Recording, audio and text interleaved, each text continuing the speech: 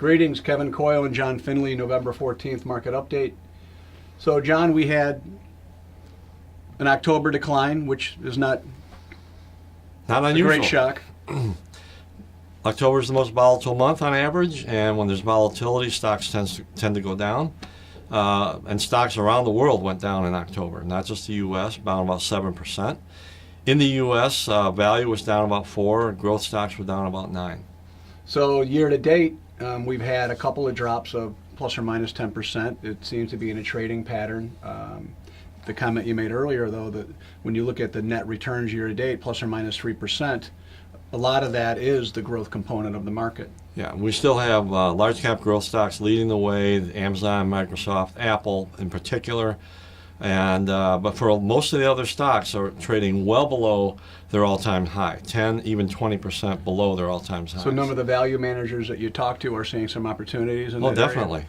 Yes, there's cheap stocks out there to be had that aren't. You're also large seeing the cap. same thing in the international and emerging markets. Those Valuations areas have lagged significantly. Sure. I mean, relative to the United States, valuations overseas are much more attractive.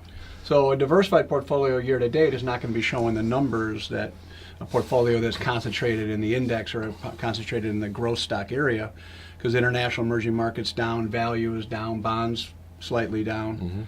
So you're not going to see quite 2 to 3% across the portfolio structure, but you're seeing more of the opportunity, at least the managers are saying this, that you want to run in the areas that haven't seen the momentum. Right.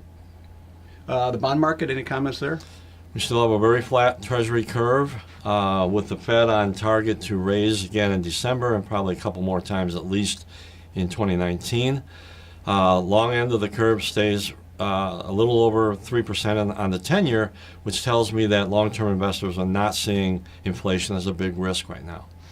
Post-election, the market seems to have digested that well. Having a divided House and Senate normally is a positive thing in terms of capping spending, perhaps. Any other thoughts there as we go into the new year? Well, the economy is still very healthy. Unemployment is still very low, 3.7%, the lowest it's been in 50 years. Growth worldwide is slowing a bit, in China in particular, but still 3.7% is the estimate for next year worldwide. So and profitability in corporate America is still very, very healthy.